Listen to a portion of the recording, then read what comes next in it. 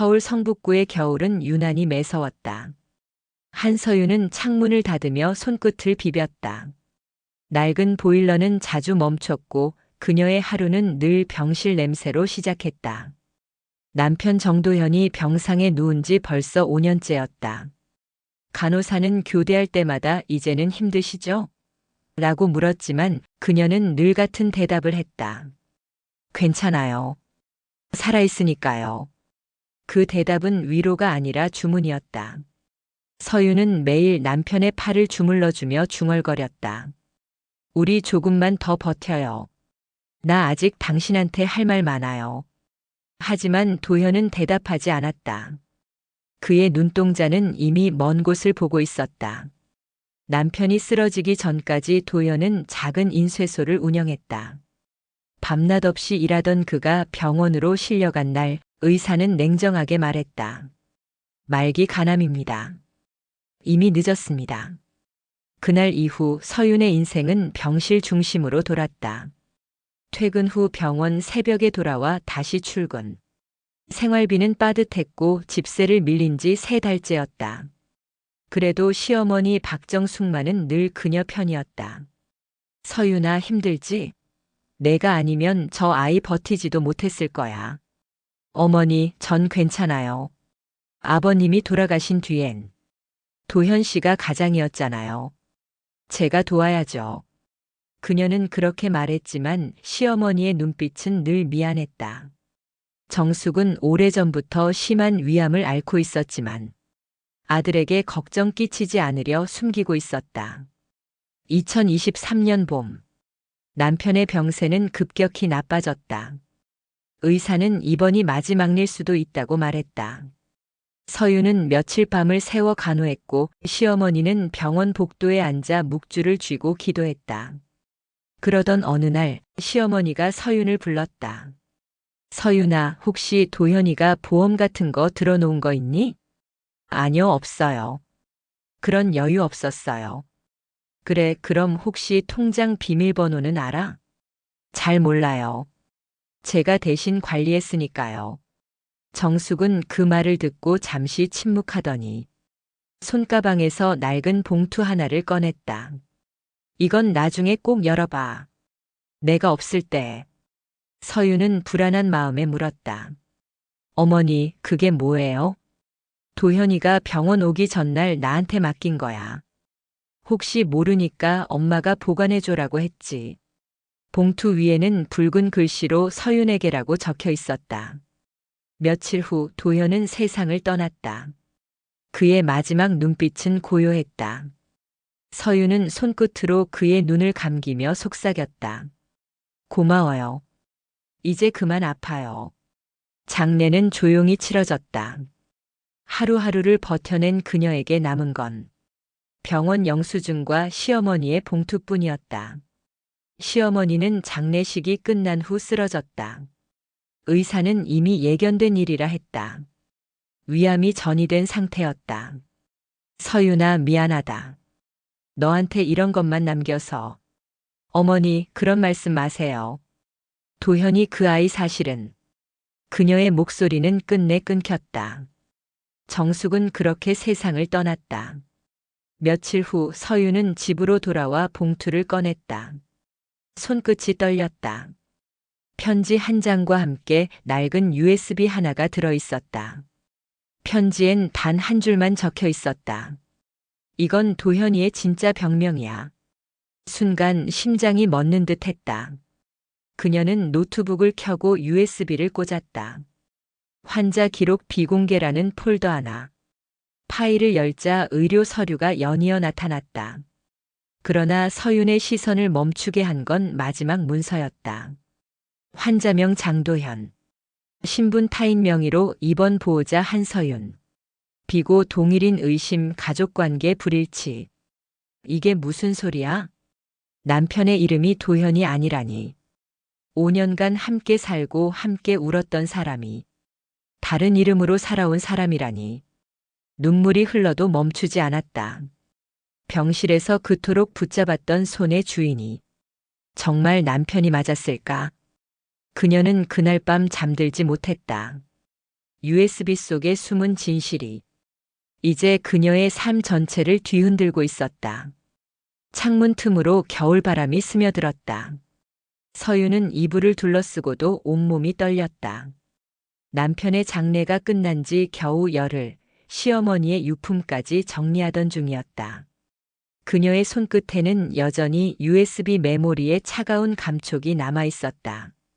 장도현 타인 명의로 입원. 서유는 노트북 화면을 다시 바라봤다.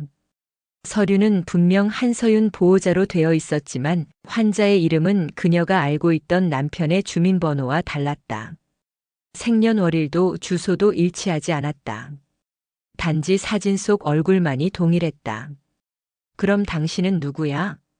서유는 모니터를 바라보며 중얼거렸다. 결혼한 지 8년 함께 살아온 시간의 모든 기억이 거짓으로 느껴지는 순간이었다. 이튿날 아침 서유는 도현이 입원했던 병원을 찾았다. 병원장은 예전부터 알던 인물이었다. 그녀는 조용히 진료실 문을 두드렸다. 원장님, 남편의 기록에 오류가 있는 것 같아요. 오류라뇨? 서유는 프린트한 서류를 내밀었다. 이게 USB 안에서 발견된 기록이에요. 환자 이름이 달라요. 신분도 다르고요. 원장은 잠시 표정을 굳히더니 서류를 훑어보고 의자에 깊이 기대었다. 이걸 어디서 구했습니까? 시어머니가 남기셨어요. 돌아가시기 전에. 그럼 이건 나도 처음 보는 문서네요. 그의 목소리가 어딘가 불안하게 떨렸다. 원장님, 남편이 다른 이름으로 입원했을 가능성이 있나요? 그건 보호자가 알 수 없는 부분입니다. 다만 이 이름.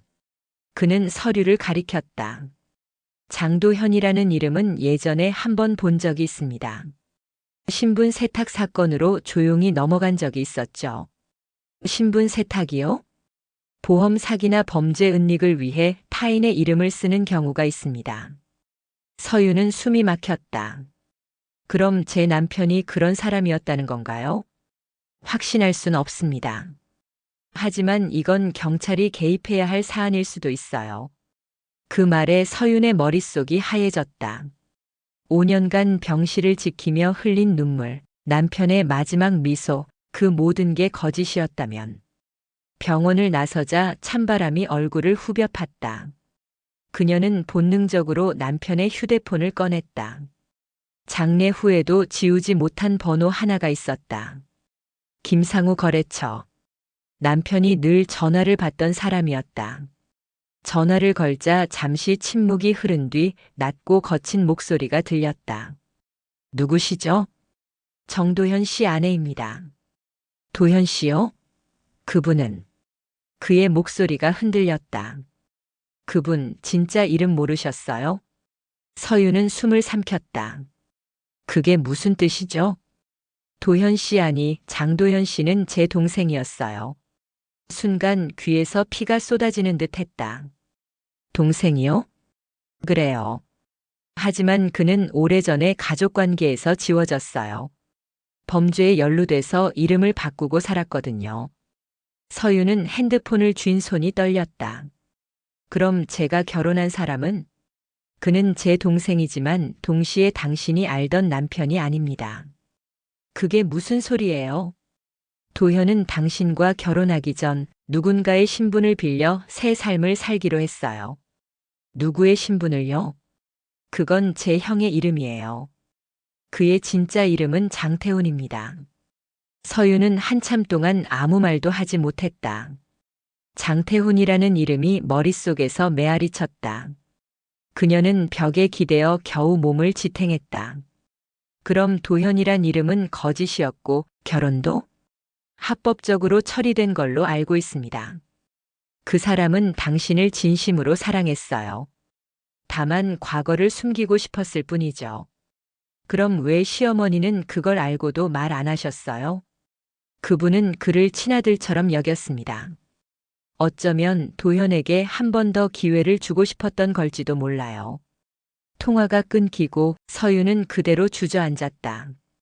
눈물이 차갑게 떨어졌다. 그동안의 고생, 병실의 냄새, 그의 마지막 눈빛이 머릿속에서 뒤섞였다. 그럼 당신은 누구야? 내가 지켜온 사람은 누구야? 그날 밤 서유는 봉투를 다시 꺼냈다. 편지 뒷면에 작은 메모가 있었다. 서윤아, 혹시라도 진실이 힘들다면 병원 근처 한강 낡은 창고에서 모든 걸 찾아라. 그녀는 다음 날 아침 단 한순간의 망설임도 없이 그곳으로 향했다. 창고 문은 녹이 슬어 있었고 안은 먼지와 곰팡이 냄새로 가득했다. 낡은 서류철 하나가 바닥에 떨어져 있었다. 그 안에는 병원 기록과 함께 도현이 직접 쓴 일기장이 들어 있었다. 서윤에게 미안하다. 나는 거짓된 이름으로 살고 있다. 하지만 단 한 가지는 진심이다. 서윤, 너만은 진짜였어. 서윤의 손에서 일기장이 떨어졌다. 눈물이 얼굴을 타고 흘렀다. 거짓이든 진심이든 난 다 잃었잖아. 창고 밖으로 나서자 눈발이 흩날렸다.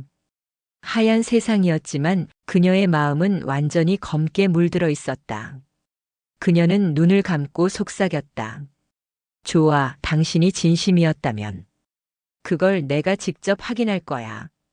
그녀의 발끝이 무겁게 눈 위를 밟았다. 그 소리는 결심처럼 또렷했다. 다음 날 아침 눈이 그쳤다. 서울 하늘은 희미한 회색빛이었다. 한서윤은 남편의 일기장을 다시 펼쳤다. 첫 장엔 날짜도 제목도 없었다. 단지 한 문장으로 시작했다. 나는 죄를 지었다. 하지만 사랑만큼은 거짓이 아니었다. 그녀는 손끝으로 글씨를 따라 읽었다. 남편의 글씨는 여전히 단정했다. 그동안 침대 곁에서 그 손을 붙잡고 울던 날들이 머릿속에 스쳤다. 그는 왜 이런 글을 남겼을까? 그리고 왜 모든 걸 숨긴 채 세상을 떠났을까? 일기에는 도현, 아니 장태훈의 과거가 기록되어 있었다.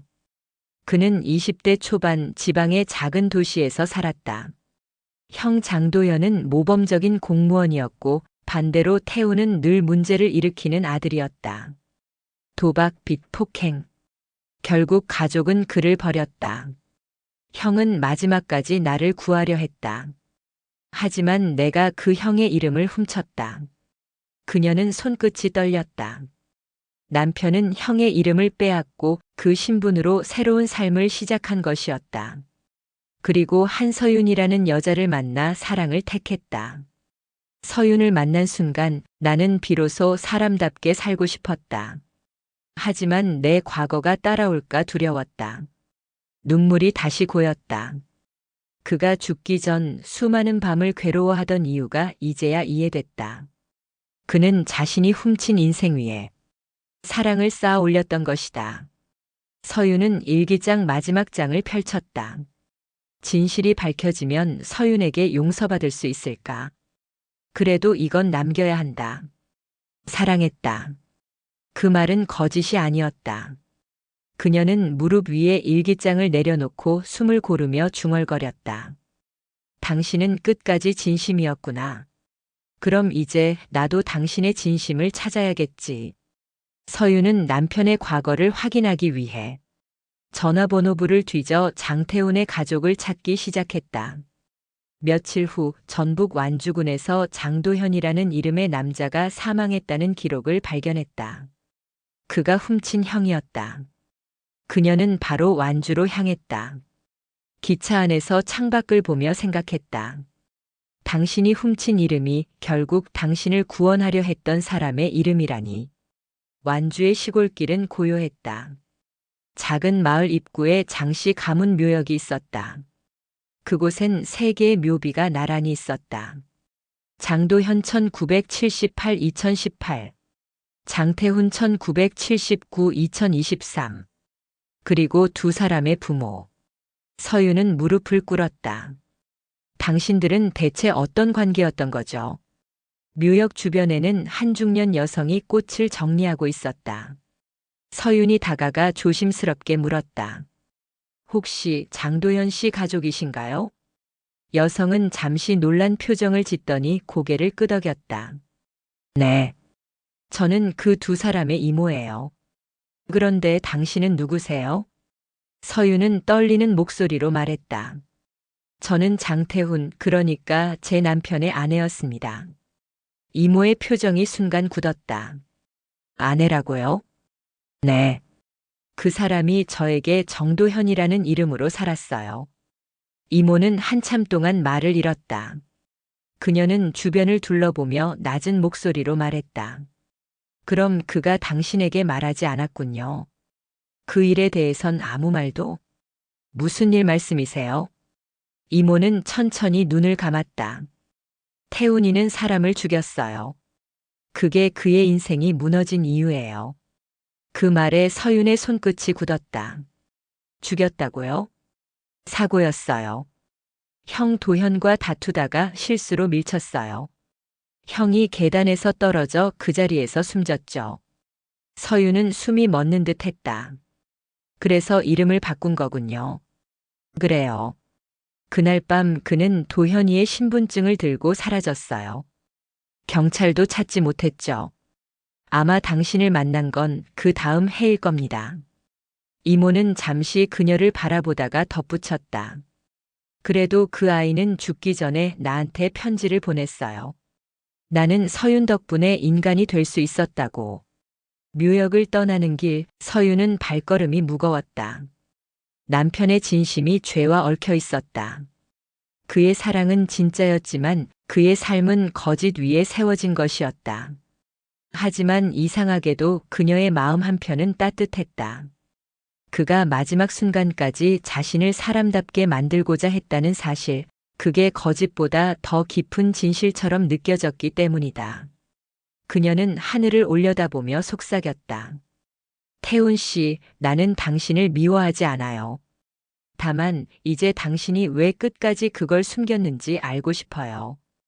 그날 밤 그녀는 시어머니가 남긴 유품 중 하나를 다시 꺼냈다.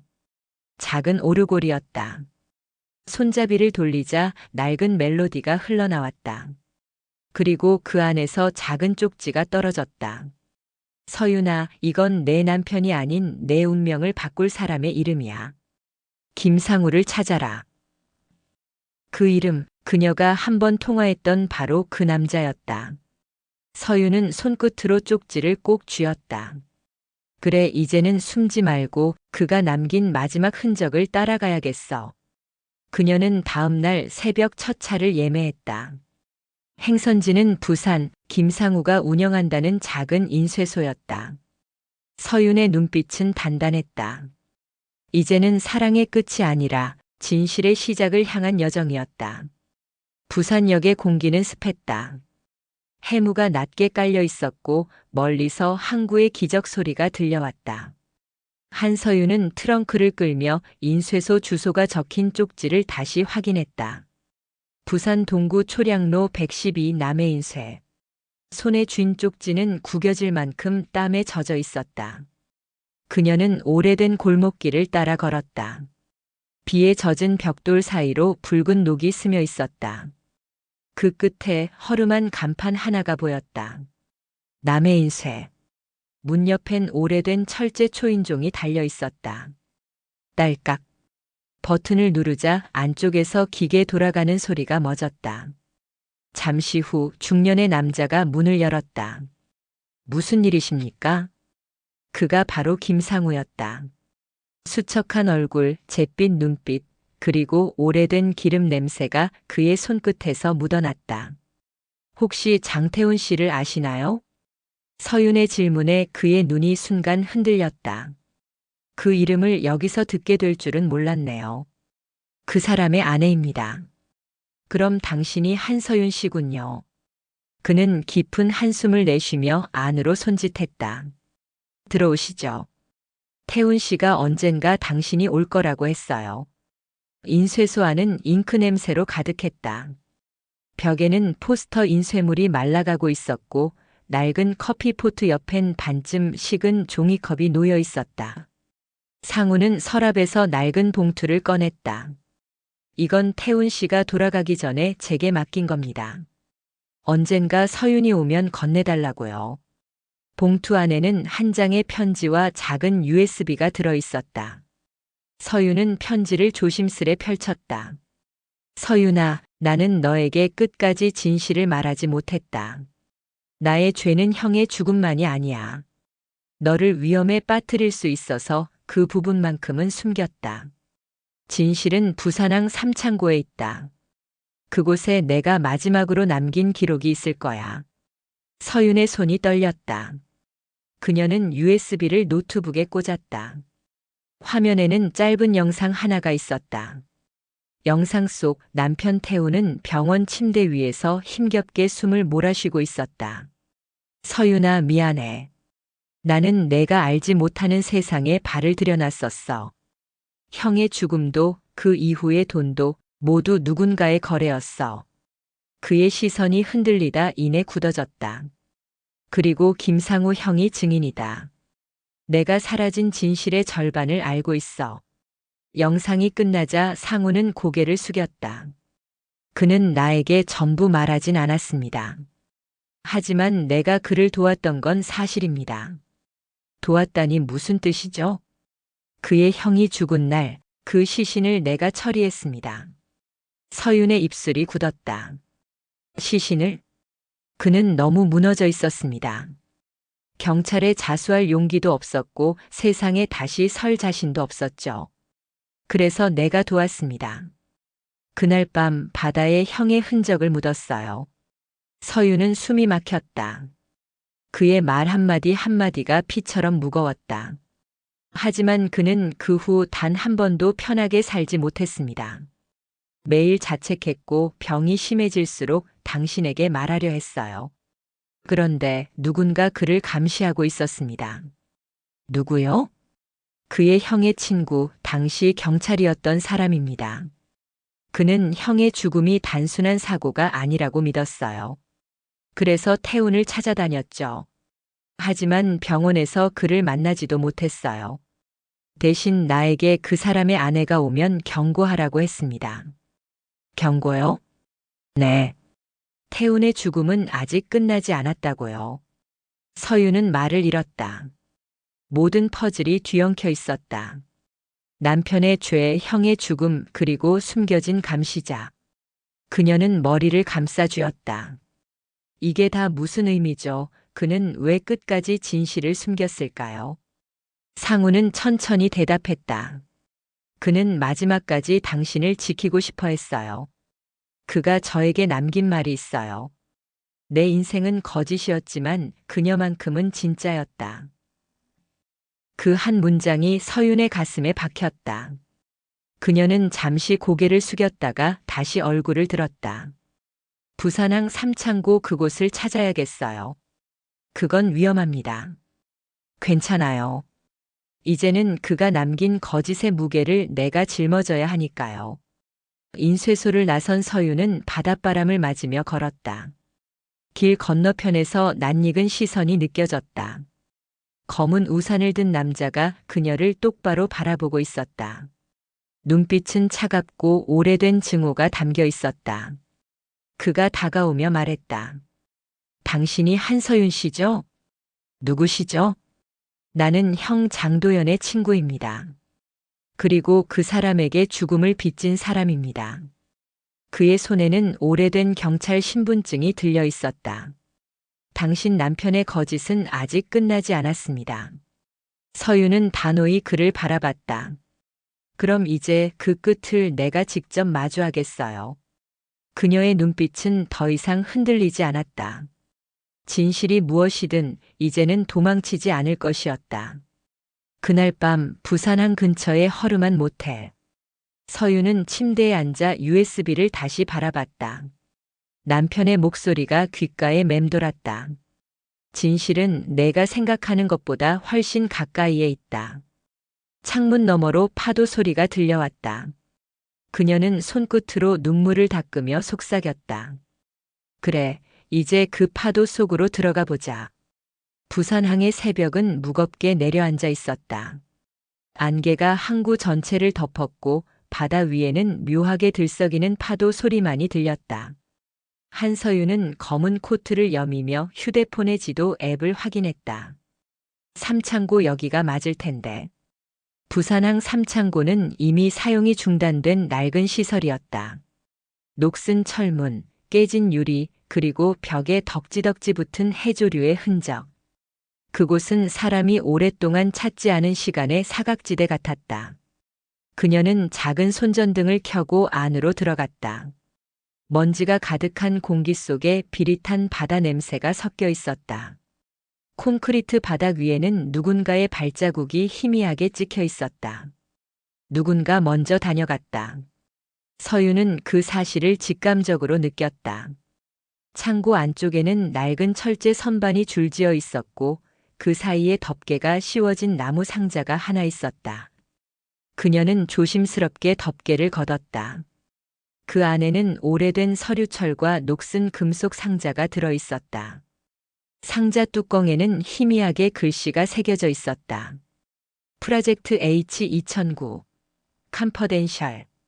그녀의 심장이 두근거렸다.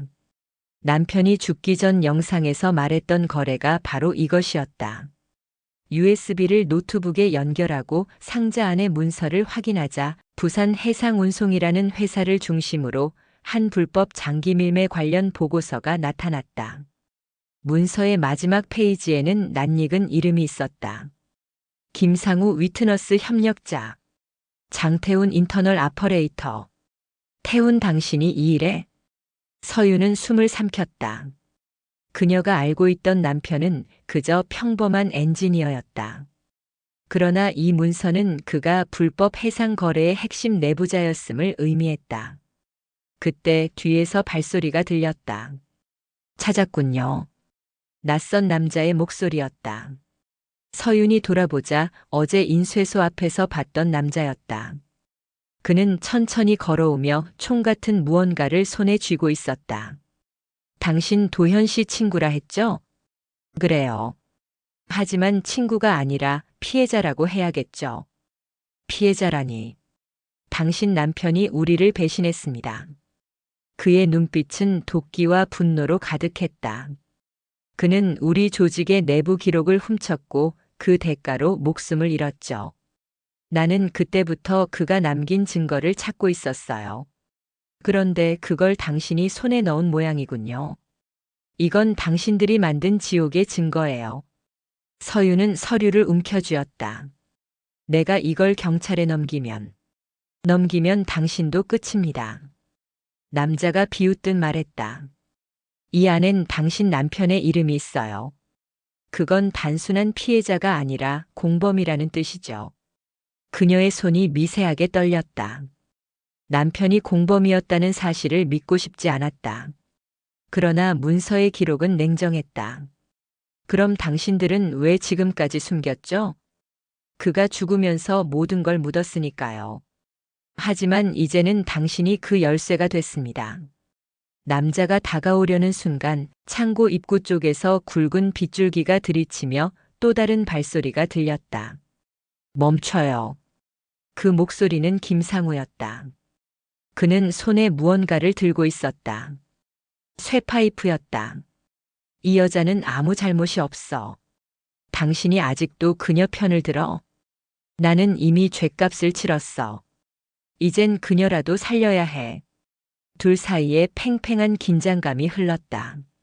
남자는 권총을 겨누었고 상우는 파이프를 단단히 쥐었다. 서윤은 두 사람 사이를 바라보다가 재빨리 노트북을 들었다. 그리고 철제 기둥 뒤로 몸을 숨기며 USB를 빼냈다. 멈춰요. 이건 태훈이 남긴 유일한 증거예요. 남자가 총구를 돌렸다. 그럼 같이 사라지면 되겠군. 그 순간 김상우가 몸을 던졌다. 총성이 울렸다. 창고 안의 공기가 흔들렸고 서윤의 귀가 울렸다. 상우는 가슴을 부여잡고 무너졌다. 피가 철제 바닥을 따라 번져갔다. 도망쳐요, 서윤 씨. 그의 마지막 말이었다. 서윤은 눈물이 흐르는 얼굴로 뒤돌아섰다. 그녀는 손에 쥔 USB를 꽉 움켜쥐고 달렸다. 바깥의 폭우가 그녀의 몸을 덮쳤다.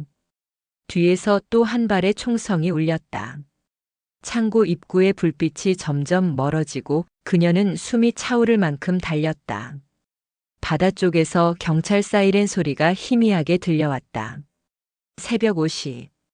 부산항의 물가, 경찰차와 구급차가 창고 앞을 에워쌌다. 서유는 담요를 덮은 채 바닥에 앉아 있었다. 그녀의 손에는 피 묻은 USB가 쥐어져 있었다. 한 형사가 다가와 조용히 물었다. 이게 당신이 말한 증거입니까? 네. 남편이 남긴 마지막 진실이에요. 형사는 USB를 받아들며 고개를 끄덕였다. 당신의 용기 덕분에 오래된 사건의 진상이 드러나겠군요. 서유는 미소를 짓지 않았다. 그저 하늘을 올려다봤다. 새벽빛이 바다 위에 희미하게 퍼지고 있었다. 그녀의 속삭임이 바람에 섞여 흩어졌다. 이제야 당신을 용서할 수 있을지도 모르겠어요, 태훈. 하지만 그녀의 눈빛에는 또 다른 결의가 서려 있었다. 그녀는 알았다. 이 사건은 이제 시작이라는 것을. 서유는 경찰 조사실의 차가운 의자에 앉아 있었다. 머리카락은 비에 젖은 채 굳어 있었고 손끝엔 여전히 피가 말라붙어 있었다. 형사는 USB를 분석 중이라 했다. 그녀는 커피 한 모금도 넘기지 못한 채 무표정하게 앉아 있었다. 한서윤 씨. 형사가 들어왔다. USB 안에 파일을 복구했는데 당신이 생각하는 것보다 훨씬 복잡합니다. 복잡하다니요? 불법 장기 밀매뿐 아니라 내부 경찰과 의료계가 연루된 자료가 있습니다. 그 중심엔 당신 남편 장태훈의 이름이 있어요. 그녀의 손이 미세하게 떨렸다. 그건 불가능해요. 태훈은 그런 사람이 아니었어요. 형사는 조용히 노트북 화면을 돌렸다. 영상 파일 하나가 재생됐다. 프로젝트 H 내부 회의 2009년. 태훈이 화면 한쪽에 앉아 있었다. 그의 얼굴은 서윤이 알던 다정한 남편의 모습이 아니었다. 냉정하고 계산적인 눈빛이었다. 이번에 확보한 장기 리스트는 병원 이사 쪽으로 넘기세요. 절차는 내가 정리하겠습니다. 그 말이 끝나자 서윤의 입에서 숨이 멎었다. 형사는 잠시 그녀를 바라보다가 말했다. 그는 조직의 핵심이었습니다. 하지만 이상한 건 이 회의록이 그가 죽기 6개월 전부터 사라졌다는 겁니다. 누가 지웠다는 건가요? 그건 아직 모르죠. 다만 그 시기부터 내부 고발자의 흔적이 남아 있었습니다. 고발자요? 형사는 USB 속 또 다른 파일을 열었다. LASTRECORDT H MP4 영상 속 태우는 휠체어에 앉아 있었다. 표정은 망가져 있었지만 그의 눈빛은 분명했다. 서윤아, 이 영상을 보는 순간 나는 아마 이 세상에 없겠지. 내가 알던 나는 거짓으로 만들어진 인간이었어. 하지만 마지막만큼은 진심이야. 그는 고개를 숙였다가 다시 카메라를 보았다. 그때 나는 조직의 일부였지만 동시에 그걸 무너뜨리고 싶었어. 형의 죽음도 그들이 만든 일이라는 걸 알았을 때 나는 스스로 내부 고발자가 되기로 했어. 너를 지키기 위해선 나의 이름을 버려야 했지. 그래서 그들은 나를 공범으로 남겼다. 그의 목소리는 점점 떨려갔다. 부탁이야, 서윤아. 내가 남긴 기록을 진실로 만들어줘. 이건 나의 유언이자 너에게 보내는 마지막 사랑이야. 영상은 그렇게 끝났다. 서윤은 두 손으로 얼굴을 감쌌다. 숨을 내쉴 때마다 목구멍이 타들어갔다. 그는 죄인이 아니었어요. 형사는 조용히 말했다. 그는 내부 고발자였습니다. 당신이 들고 온 증거로 인해 이 사건의 방향이 완전히 바뀌었어요. 서윤은 천천히 고개를 들었다. 그럼 그를 죽인 사람은요? 우린 그가 병으로 죽었다고 들었지만 지금 보니 그날의 사망 기록엔 조작이 있었습니다. 그 병원 남해의료센터는 당시 장기 거래와 연루된 곳이었어요. 며칠 후 서윤은 남해로 향했다. 비구름이 바다 위를 지나가고 있었다. 그녀는 검은 코트를 입고 병원 앞에 섰다. 간판은 새 것이었지만 공기 속엔 오래된 냄새가 스며 있었다. 무엇을 도와드릴까요? 간호사의 미소는 어딘가 인위적이었다. 5년 전 장태훈 씨가 입원했던 기록을 확인하고 싶습니다. 환자 기록은 보호자 외엔 열람이 불가능합니다. 저는 그 사람의 아내입니다. 간호사는 잠시 머뭇거리더니 잠시만요. 라며 사라졌다. 잠시 후 노트북을 든 병원 원장이 나타났다. 장태훈 씨의 부인이십니까? 네. 그 사람의 사망 기록을 확인하고 싶어요. 원장은 그녀를 의무기록실로 안내했다. 컴퓨터 화면엔 사망 원인 다발성 장기부전이라는 문장이 적혀 있었다. 그러나 바로 옆엔 삭제 흔적이 남아 있었다. 기록 수정자 관리자 홍성욱. 홍성욱 그 이름 경찰에서 들었어요. 그는 그때 우리 병원 부원장이었습니다. 하지만 사건 직후 사라졌죠. 서윤의 눈빛이 굳었다. 그럼 그가 남편의 죽음에 개입했을 가능성도 있나요? 원장은 고개를 떨구었다. 솔직히 그럴 수도 있습니다. 그날 밤 서윤은 남해안 근처 숙소에서 남편의 영상을 다시 재생했다. 그의 마지막 목소리가 바다의 파도와 겹쳤다. 이건 내 유언이야. 내가 이걸 듣는다면 내가 감춘 세상이 무너졌다는 뜻이겠지. 하지만 조심해. 진실을 드러내는 순간 누군가는 또 다른 거짓을 쓸 테니까. 서윤은 노트북을 닫았다. 그녀의 시선은 창밖 어둠을 뚫었다. 저 멀리 부두의 그림자 속에서 누군가가 그녀를 지켜보고 있었다. 핸드폰 화면에 발신자 미상이라는 문구가 떴다. 누구시죠? 한서윤 씨, 그 영상은 당신만이 가진 게 아닙니다. 전화는 끊겼다. 그녀는 손에 쥔 노트북을 꼭 눌러잡았다. 심장은 요동쳤다. 남편의 유언이 단지 사랑의 메시지가 아니라는 걸 깨달았다. 그건 누군가에게 향한 폭로의 서막이었다. 새벽 3시. 서윤은 바다로 향했다. 비가 내리고 파도가 방파제를 넘어 흩날렸다. 그녀는 주머니 속에서 남편의 반지를 꺼내 손바닥에 올려두었다. 당신이 지키려던 진실, 이제는 내가 끝까지 밝힐게. 그녀의 눈빛은 단단했다. 어둠 속에서 반지가 달빛을 받아 반짝였다. 남해의 새벽 바람은 짠내가 섞여 있었다. 서윤은 창문을 열고 차가운 공기를 들이켰다. 눈꺼풀은 퉁퉁 부어 있었고 잠은 오지 않았다. 남편의 유언 영상 이후 머릿속은 끊임없이 회전했다. 홍성욱. 그 이름이 계속 떠올랐다. 남편의 사망 기록을 조작한 자, 그리고 조직의 잔재. 그녀는 노트북을 켜고 경찰에게 받은 복구 파일을 열었다. USB 안에 로그 중 하나가 눈에 띄었다.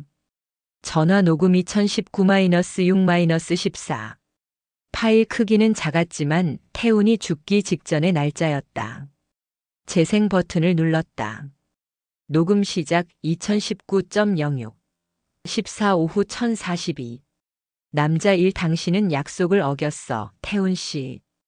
태훈 내가 넘긴 건 진실이야.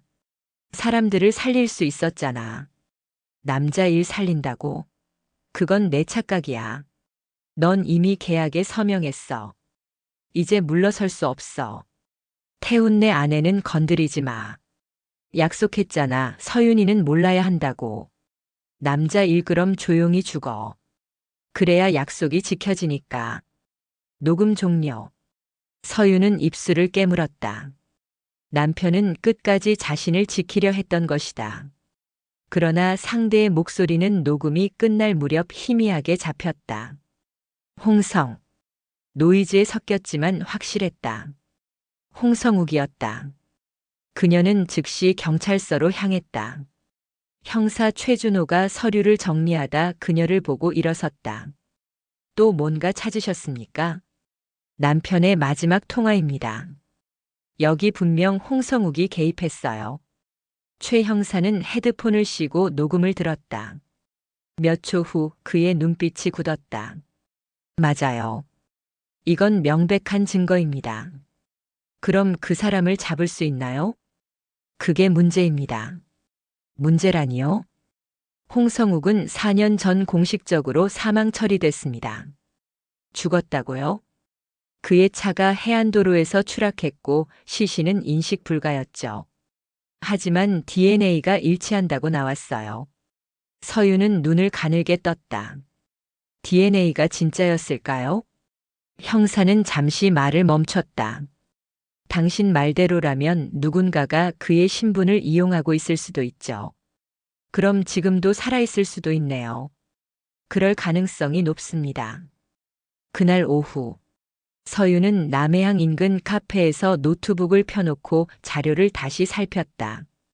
남편의 유언 영상 뒤편 배경에 잠깐 비친 간판 하나가 보였다. 백로양식장. 남해 외곽의 오래된 양식장 이름이었다. 지도 앱에 검색하자 3년 전 폐업으로 표시됐다. 그녀는 즉시 그곳으로 향했다. 양식장은 해안 절벽 아래에 있었다. 녹슨 철문, 부서진 그물, 그리고 버려진 사무실. 문을 밀자 오래된 서류 뭉치가 바닥에 널려 있었다. 그중 한 장에 익숙한 이름이 있었다. 남해의료센터 이식 대상자 명단. 그리고 아래엔 서명이 있었다. 홍성욱. 서윤은 문득 뒤에서 인기척을 느꼈다. 역시 여길 찾아올 줄 알았어. 그 목소리. 낯익었다. 검은 코트를 입은 남자가 문틈 사이로 들어왔다. 그는 과거 부산항 삼창고에서 그녀를 위협했던 남자였다. 당신 아직도 살아있었네요. 죽은 건 홍성욱이지. 나는 그 이름으로 새 인생을 산 사람일 뿐. 그의 입가엔 여유로운 미소가 떠올랐다.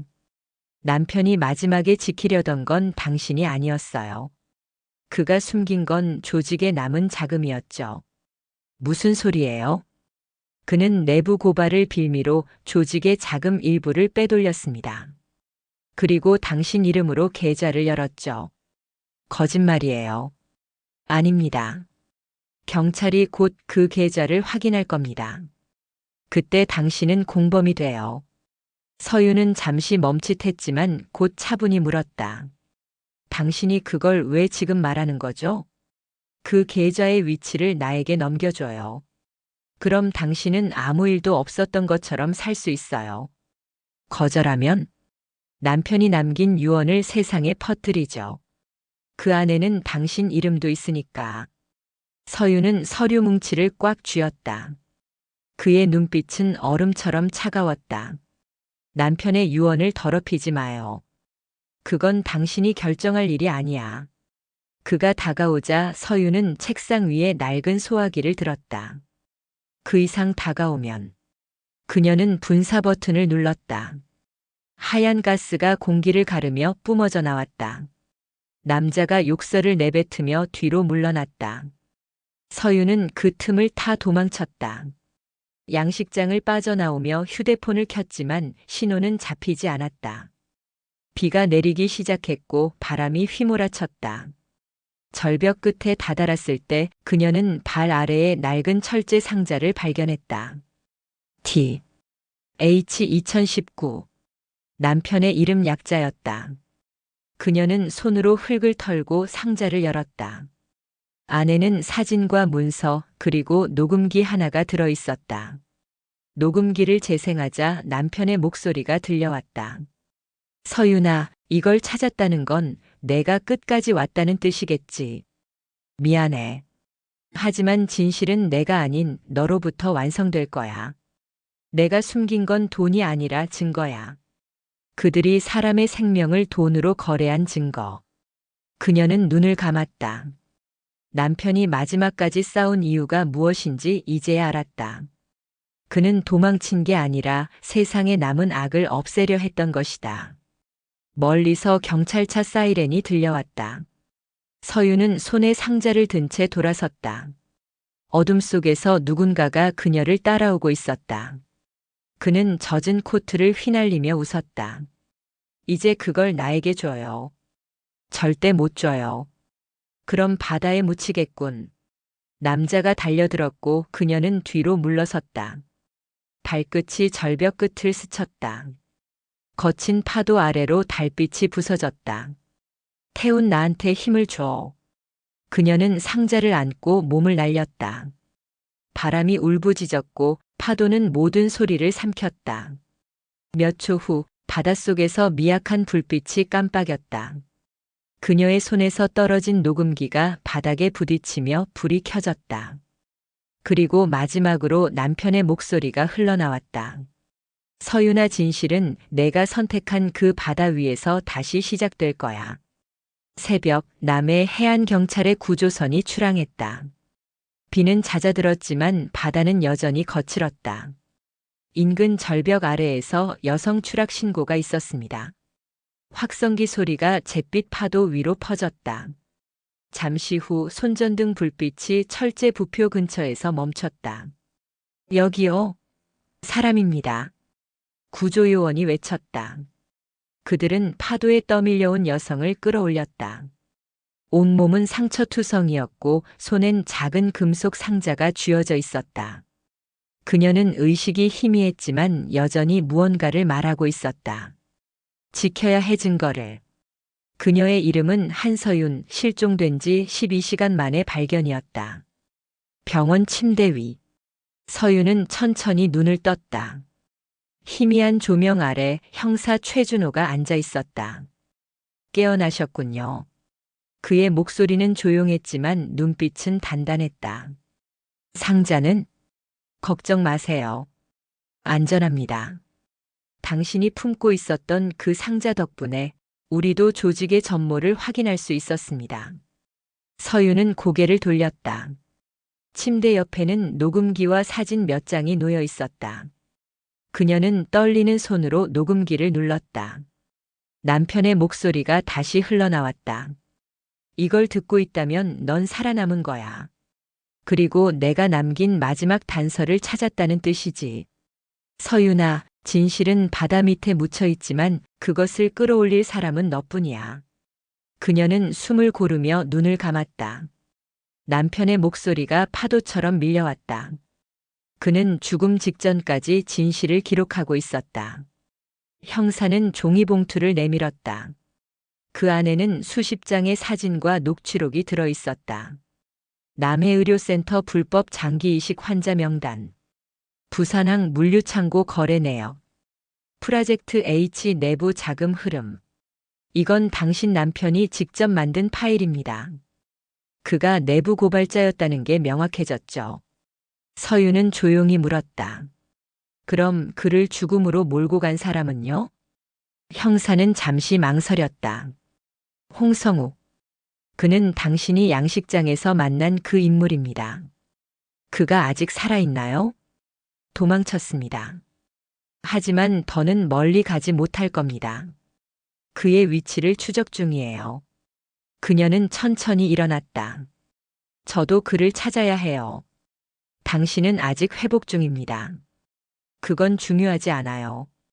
그가 죽이려던 사람은 나였어요. 형사는 잠시 그녀를 바라보다가 고개를 끄덕였다. 그럼 이걸 가져가세요. 그가 마지막으로 통화한 번호입니다. 그날 밤, 서윤은 남해항 근처의 공터로 향했다.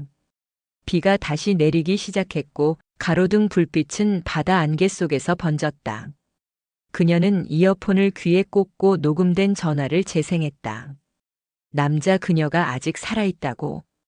홍성욱 예. 하지만 오래 가진 못할 겁니다. 남자 증거는 홍성욱 그녀가 가지고 있습니다. 하지만 내가 처리할 겁니다. 아직 끝나지 않았군요. 서윤은 휴대폰을 내려다보며 입술을 굳게 다물었다. 그때 뒤에서 낯익은 목소리가 들렸다. 이제 그만 포기하죠. 홍성욱이었다. 검은 코트를 입은 채 권총을 손에 쥐고 있었다.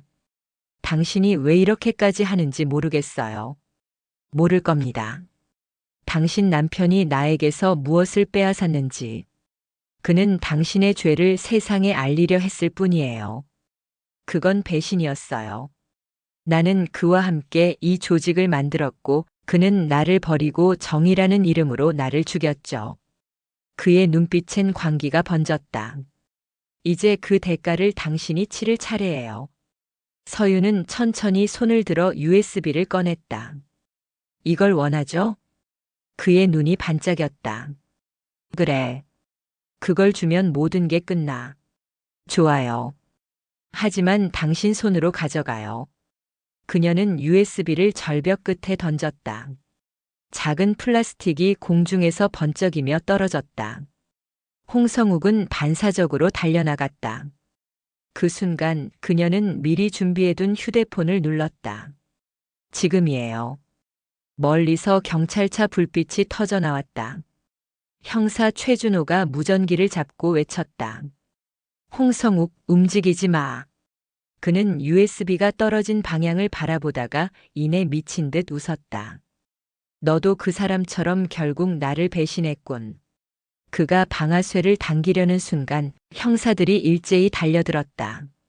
총성이 울렸고 그의 손에서 권총이 떨어졌다. 순간의 침묵 후 홍성욱은 비틀거리며 쓰러졌다. 비가 멎었다. 서윤은 절벽 끝으로 걸어가 바다를 내려다봤다. 그녀의 눈에 눈물이 맺혔지만 웃음이 스쳤다. 이제 됐어요, 태훈. 형사가 다가와 조용히 물었다. 이제 끝났습니다. 아니요. 그녀는 고개를 저었다. 이건 시작이에요. 그가 남긴 기록을 세상에 알릴 거예요. 그가 진짜로 지키려 했던 사람들을 위해. 그녀는 병원에 돌아와 기자회견장에 섰다. 눈부신 카메라 플래시 속 서윤은 조용히 USB를 들어보였다. 이건 남편이 남긴 진실입니다. 사람의 생명을 거래한 자들이 더 이상 숨지 못하도록 그는 목숨을 걸고 기록했습니다. 기자들의 질문이 쏟아졌지만 그녀는 담담히 말했다. 진실은 파도와 같아요. 아무리 덮으려 해도 결국은 다시 밀려오죠. 밤. 남해의 바다 위로 달빛이 퍼지고 있었다. 서윤은 남편의 반지를 꺼내 바다에 던졌다. 물결 위에서 반지가 잠시 반짝였다가 사라졌다. 태훈, 당신이 남긴 진실이 결국 세상을 바꿨어요. 그리고 나는 이제 당신의 거짓이 아닌 나의 삶으로 살아갈 거예요. 바람이 불고 파도가 부서졌다. 그녀의 얼굴엔 더 이상 두려움이 없었다. 남해의 여름이 다시 돌아왔다. 부서진 파도와 함께 짠내가 가득한 바람이 불었다. 한서윤은 오늘도 카페 창가에 앉아 있었다. 그녀의 손에는 낡은 노트 한 권이 들려 있었다. 표지에는 작게 적혀 있었다. 프로젝트 H 폐기된 기록의 복원. 그녀는 커피 한 모금을 삼키며 페이지를 넘겼다.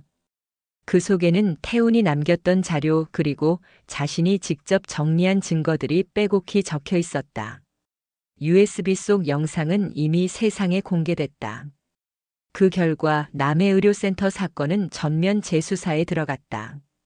수십 명의 의사와 공무원들이 체포됐고 조직의 잔재는 뿌리째 뽑혔다.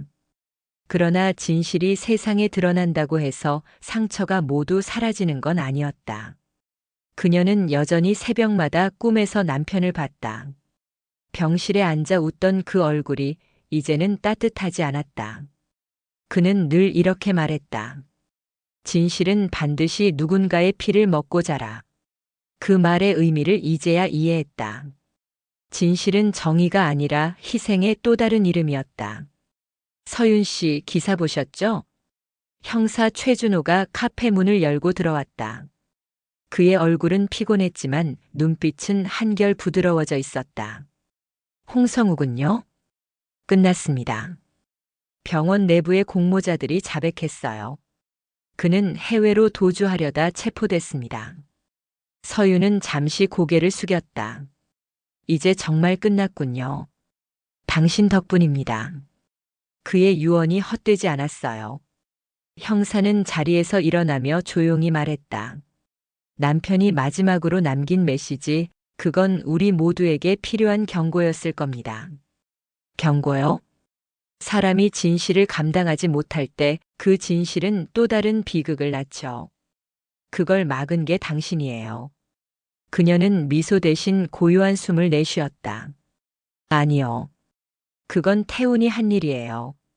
나는 그저 그가 남긴 길을 걸었을 뿐이에요. 며칠 후 서유는 남편의 납골당을 찾았다. 남해의 바람은 여전히 매서웠고 묘역엔 흰 국화 몇 송이가 놓여 있었다. 그녀는 무릎을 꿇고 조용히 속삭였다. 태훈, 이제 다 끝났어. 당신이 감추려던 거짓도 내가 밝혀야 했던 진실도. 한참을 그렇게 앉아 있다가 그녀는 가방에서 반지 대신 작은 편지를 꺼냈다. 마지막 보고서 한서윤. 그녀가 직접 쓴 고발 보고서였다. 그녀는 그것을 무덤 앞에 내려놓았다. 이건 내가 당신과 함께 쓴 마지막 기록이야.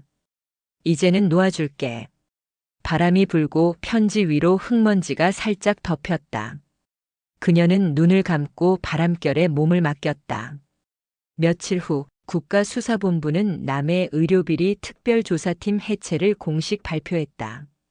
언론은 한서윤을 진실을 되살린 내부 고발자의 아내로 불렀다. 하지만 그녀는 인터뷰를 거절했다. 대신 짧은 문장 하나만 남겼다. 진실은 끝이 아니라 다시 살아가는 시작입니다. 그 문장은 뉴스 헤드라인에 오래 남았다. 사람들은 그것을 정의의 상징으로 읽었지만 서윤에게는 그저 남편의 유언에 대한 답장이었다. 그날 저녁, 서윤은 카페 문을 닫고 바다로 걸어갔다. 태양이 수평선 너머로 천천히 가라앉고 있었다. 그녀는 주머니 속에서 작은 카세트를 꺼냈다. 남편의 마지막 목소리가 담긴 녹음기였다. 서윤아, 언젠가 이 모든 게 끝나면 부디 바다를 봐줘.